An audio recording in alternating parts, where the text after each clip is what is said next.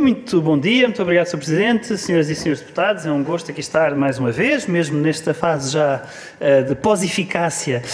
pós-vigência dos trabalhos desta Comissão, para dar conta do que foi o resultado do Conselho Europeu Extraordinário da passada semana, do passado dia 1 de fevereiro. Serei rápido, uma vez que o Conselho também foi particularmente rápido e bem sucedido. Como sabem, tivemos aqui a oportunidade já de o discutir, quer na Comissão Permanente antes deste Conselho Europeu, quer mesmo aqui na Comissão, na sequência do último Conselho Europeu, porque discutimos estas matérias, porque este Conselho Europeu destinava-se a completar um aspecto que tinha ficado por resolver do Conselho Europeu de dezembro. E esse aspecto prende-se com a revisão intercalar do quadro financeiro plurianual, e nesse contexto, em particular, o pacote de ajuda financeira à Ucrânia no valor de 50 mil milhões de euros. Era esse aspecto que, atendendo ao bloqueio da Hungria, tinha ficado por aprovar. Havia já um acordo quanto aos demais, entre os demais 26, mas faltava, de facto, encontrar-se uma forma de superar esse veto da Hungria, e era esse o objetivo e, portanto, a agenda muito específica, muito direcionada deste Conselho Europeu, e foi isso que se alcançou. Felizmente, alcançou-se um acordo a 27, portanto, a Hungria superou, levantou o seu veto e conseguiu-se, portanto, aprovar essa revisão intercalar do quadro financeiro plurianual, que tem vários aspectos, depois poderei detalhar se assim tiverem interesse, mas já aqui falámos deles, mas em particular o mais relevante é, de facto, a ajuda financeira à à Ucrânia no valor de 50 mil milhões de euros. Isso ficou resolvido ainda antes do Conselho Europeu se iniciar, através de um entendimento que foi obtido com o Primeiro-Ministro húngaro, nos termos do qual ficou previsto no parágrafo 7 das conclusões do Conselho Europeu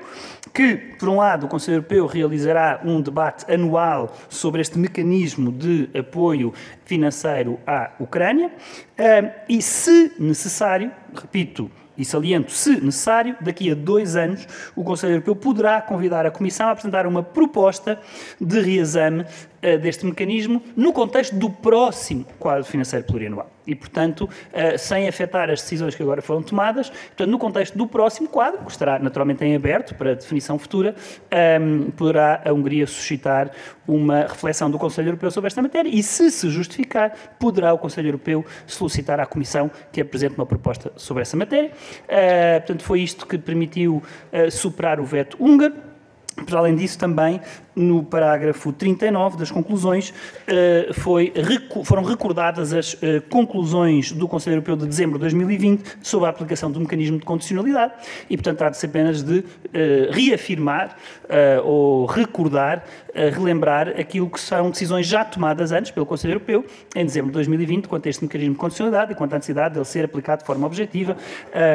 e transparente. E, portanto, com estas duas referências, os termos que tinham ficado antes acordados a 26 quanto à revisão do quadro financeiro plurianual puderam finalmente ser aprovados por unanimidade e, portanto,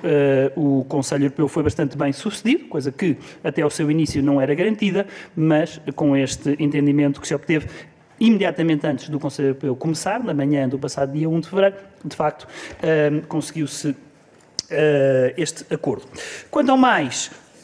os líderes dos 27 prestaram homenagem ao Presidente da Comissão Europeia, Jacques Delors, recentemente falecido. Aliás, na véspera houve também uma cerimónia organizada pela Comissão Europeia de homenagem a Jacques Delors, a dia em que Portugal e Espanha cumpriram um dia de luto nacional em homenagem ao antigo Presidente da Comissão Europeia. Cerimónia é essa na Comissão em que o Primeiro-Ministro português teve a oportunidade de discursar.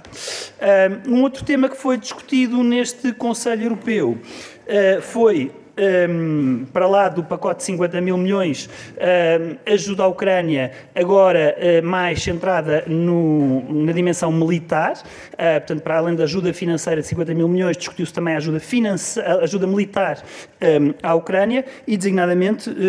foram analisados os trabalhos que estão em curso ao nível do Conselho com vista a criar um fundo de assistência à Ucrânia, especificamente para conferir apoio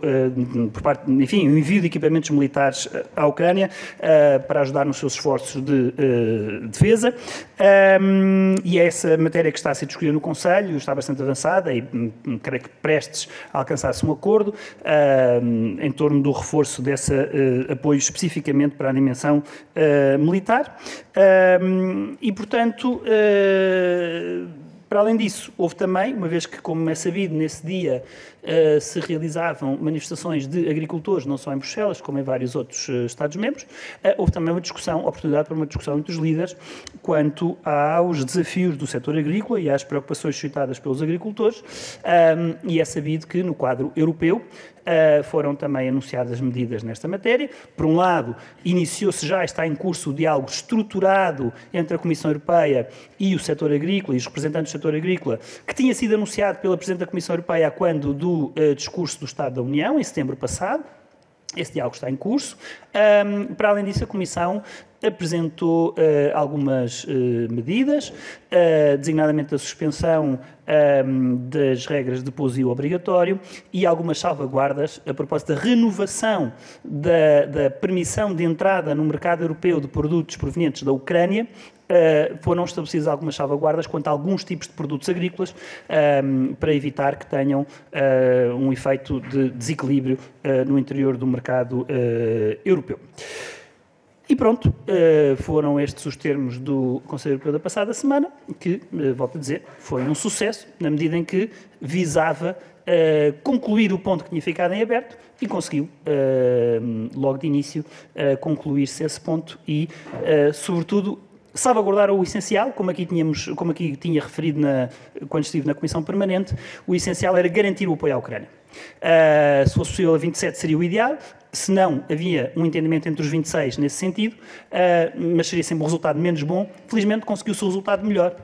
conseguiu-se o apoio a 27 para esta continuidade de um auxílio financeiro à Ucrânia. Muito obrigado.